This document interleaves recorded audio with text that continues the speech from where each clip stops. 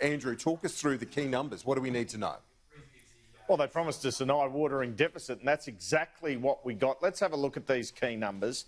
We've got a deficit for 2019-20 of $85.8 billion. That was supposed to be a $5 billion surplus 6 months ago. A deficit for 2020-21, $184.5 billion.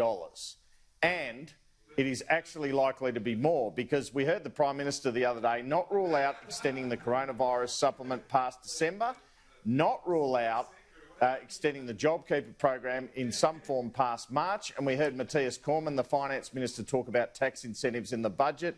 We heard the Treasurer not rule out bringing forward tax cuts in the budget this morning. So let's face it, $184.5 billion, as unbelievable as this sounds optimistic, particularly when we've got this Victoria shutdown, and the statement today featured all these aspects, including state borders opening, international borders slowly opening, that just aren't going to happen. So let's have a look at some of these other numbers. Gross debt, 2018-19, it was $542 billion. 2020-21, it will be $851.9 billion.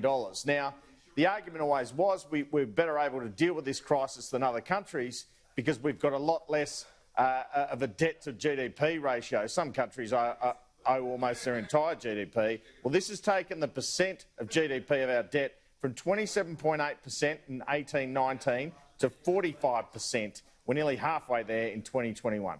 Let's have a look at the stimulus measures which get us to this arrival of this terrible deficit. $164 billion they've had to put in. JobKeeper, $85.7 billion. Remember, that was supposed to be $130 for 6 months, so that would have been another $50 billion on this deficit.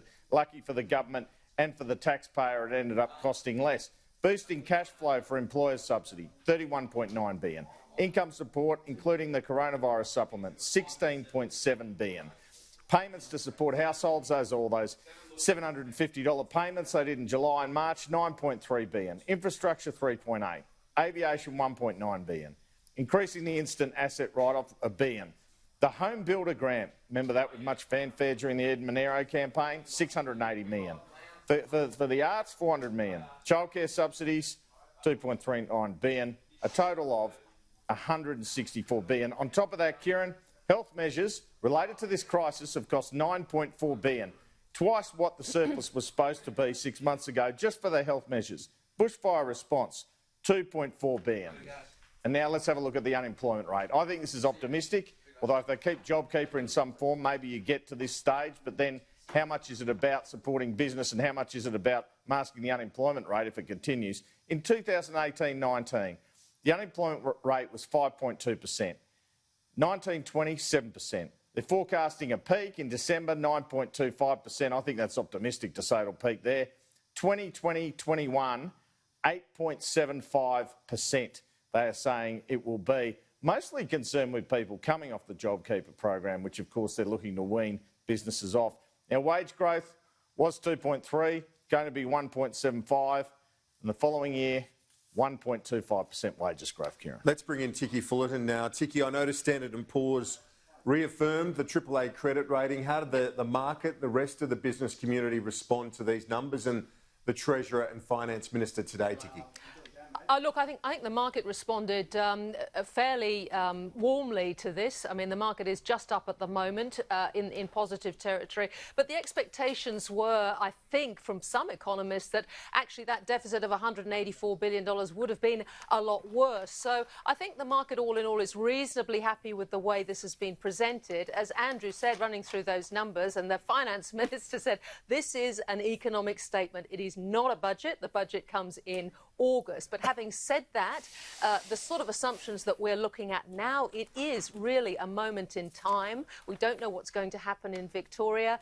We don't know about how the government's programmes. I mean, no one's talking, for example, about Andrew Liveris's energy policy and the other things that the Corona Task Force might look at, supporting specific sectors going forward. I mean, there's a lot to assume here, or not to assume yet. The iron ore price, interestingly, which has helped us in terms of money coming in, a very high iron ore price, much higher than expected in MyEFO. They've now said, the government, that this is going to go down perhaps by December to, they're assuming, going down to about $50.